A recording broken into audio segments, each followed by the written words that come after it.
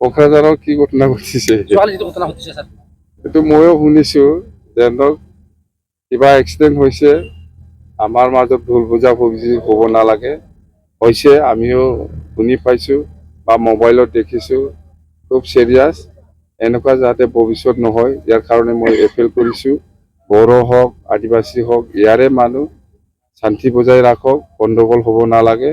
কোনোবা একজন দুইজনে ভুল কৰিছে বুলি সমাজ হিচাপে ইয়াত গণ্ডগোল হ'ব নালাগে কথা সেইটোৱে আৰু আপোনালোকেতো জানে ল এণ্ড অৰ্ডাৰ আমাৰ হাতত নাই ল এণ্ড অৰ্ডাৰে